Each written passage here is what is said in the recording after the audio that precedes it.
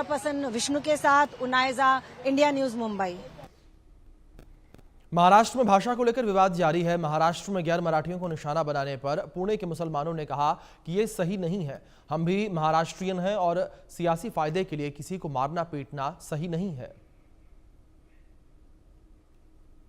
भाषा के नाम पर जो है किसी को भी निशाना बनाया जाता है।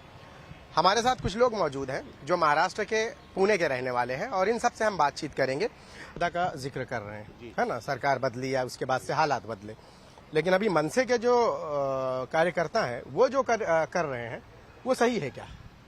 वो तो हमारा जो महाराष्ट्र का एक धर्म का एक भाषा है, जय महाराष्ट्र बोलने का जो अपने अपने धर्म की एक भाषा है, वो हिसाब से अगर वो करते हैं तो उनमें कोई दिक्कत नहीं है। वो मारना पीटना जोर जबरदस्ती ये किस हद तक जायज है? संविधान जो है हमारे बाबा साहेब अम्बेडकर ने जो घटना लिखी है वो तहत से सब समाज का अधिकार है।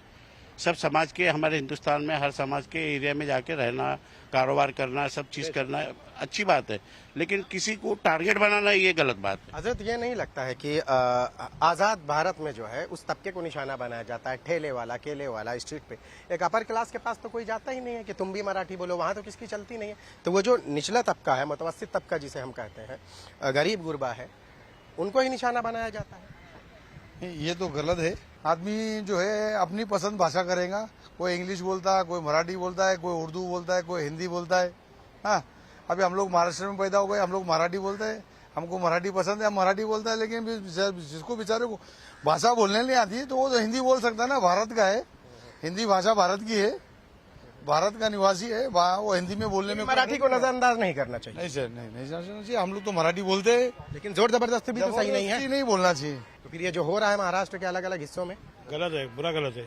ऐसा नहीं लगता कि मनसे अपने सियासी वजूद को बचाने के लिए ये सब कर रही है? तो इसमें एक पॉलिटिकल का एक मुझे ऐसा लग रहा है कि समाज को किसी को गांव के नाम से, कोई बिहार के नाम से आए हुए, कोई राजस्थान से आए, कोई अहमदाबाद से आए, किसी को एक पॉलिटिकल इशू बनाने की एक साजिश चल रही है। एक हमारा हिंदुस्तान की पहचान सब समाज को लेके एक मजबूती का एक भारत देश बना है, इसको कायम रखना जरूरी भी है। और किसी को अगर कोई जात के ऊपर हमला हो रहा है तो ये बाबा भी भाषा के नाम पर वो कितना सही है? वो गलत है, भाषा के नाम पे तो नहीं है, सबको अपना अपना अधिकार है। सियासी वजूद को बचाने के लिए ये सारी चीजें की जा रही हैं। जी हाँ, तो मतलब तो यही है, सियासत लोग तो यही कर रहे हो। एक भी तो सीट है नहीं ना राज ठाकरे की, अब उद्धव ठाकरे भी साथ में आ गए हैं। क्या लगता है बीएमसी इलेक्शन में कामयाबी मिलेगी? मुश्किल लगता है। बहुत बहुत शुक्रिया आप सभी का हमसे बात करने के लिए। तो ये पुणे से लोग आए हैं और इनसे जब हमने बातचीत की तो आपने सुना कि इन्होंने क्या कहा है कि कोई भी जो है भाषा के नाम पर किसी को निशाना बनाने को कोई भी तबका इसे जायज करार नहीं देता। ये बात मनसे और उनके गुंडों को समझनी चाहिए। कैमरामैन विष्णु निर्मले के साथ शाहिद अंसारी, इंडिया न्यूज मुंबई। चलिए खबरों में आगे बढ़ते हैं, बात करेंगे मानसून को लेकर। मानसून एक बार फिर से अपना रौद्र रूप